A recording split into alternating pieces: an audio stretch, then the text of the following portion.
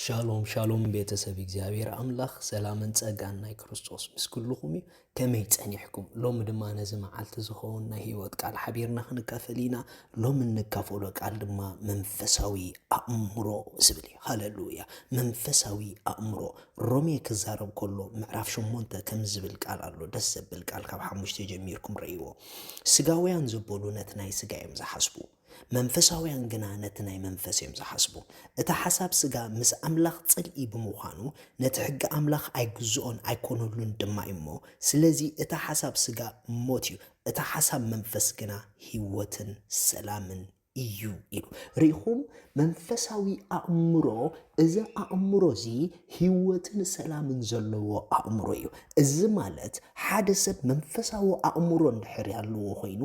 ኣብ ሰላም ዘይብሉ ጉዳያቱ ሰላም ክለቅቕ ይኽእል እዩ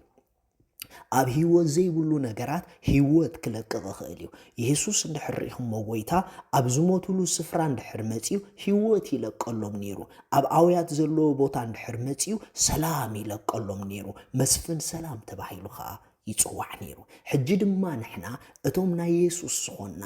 ብሰላም ዘንብር አእምሮ መንፈስ ቅዱስ ኣብ ውሽጥና ሒዙልና መጺሎ በዚ መንፈሳዊ አእምሮ እንድሕር ክንመላለስ ጀሚርና ንነገራትና አምላኽ ሰላም ክቦም ኣይኮንና ንጽበ ኖ በቲ ኣባና ዘሎ ናይ አምላኽ አእምሮ ናይ ክርስቶስ አእምሮ መንፈሳዊ አእምሮ ንሕና ንነገራትና ሰላም እንዳሃብናዮም ክንከይድ ንኽእል ኢና ንነገራት ህይወት እንዳለቐቕናሎም ክንከይድ ንኽእል ኢና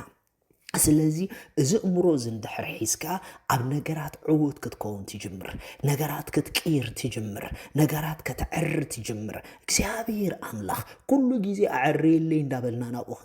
ክንበቂ ፍቓድ ይኮነን ኖ ዘዕሪ ኣእምሮ ሒዝና ክንመላለስ ዝቕይር ኣእምሮ ሒዝና ክንመላለስ እዩ ዝደልየና እዚ ኣእምሮ እዚ ድማ መንፈሳዊ ኣእምሮ ይበሃል እዚ መንፈሳዊ ኣእምሮ ከመይ ጌርካ ኢኻ ትለብሶ እዚ መንፈሳዊ ኣእምሮ ኣበይ እዩ ዘሎ እዚ መንፈሳዊ አእምሮ ብመንፈስ ቅዱስ ዳግም ምስተወለድና ኣብ ውሽጥና ኣሎ እዚ ውሽጥና ዘሎ አእምሮ ግን ክንለብሶ ኣለና ነዚ አእምሮ እዚ ክንለብሶ ግን ብቃል አምላኽ ዝተሓፀበ አእምሮ ክህልወና ኣለዎ ብምሕዳስ ዝተለወጠ አእምሮ ክህልወና ኣለዎ ከም ቃል አምላኽ ጥራሕ ዝሓስብ አእምሮ ክህልወና ኣለዎ ካብዚ ዝረአ ዝሓለፈ አእምሮ ክህልወና ኣለዎ እዚ አእምሮ እዚ እዩ ሽዑ ንመንፈስ ዓለም ክንነብሮ ዝሕግዘና ንመንፈሳዊ ዓለም ክንገልጾ ዝሕግዘና ከምቲ አምላኽ ዝበለና ከምኡ ኮይና ክንነብር ዝሕግዘና ናይ ጸልማት ዓለም ከምዘይ ዕወተልና ዝገብር አእምሮ ናይ ህይወት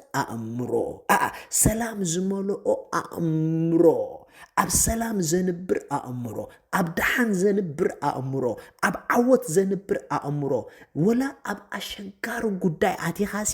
ዘውፅእ አእምሮ እዚ እምሮ እዚ ብምስትንታን ቃሉ ዝመፀ አእምሮ ብቃል አምላኽ ዝተሸፈነ አእምሮ ከም ቃል አምላኽ ዝሓስብ አእምሮ እዩ ስለዚ ብሩኻት ነዚ መንፈሳዊ አእምሮ ክትጥቀምሉ ለይትን መዓልትን ምስትንታን ቃሉ ኣይትሕደጉ ኩነታትኩም ኣይተስተንትኑ ድምፂ እንዳመእሽሙን ድምፂ መእሽማን ኣይተስተንትኑ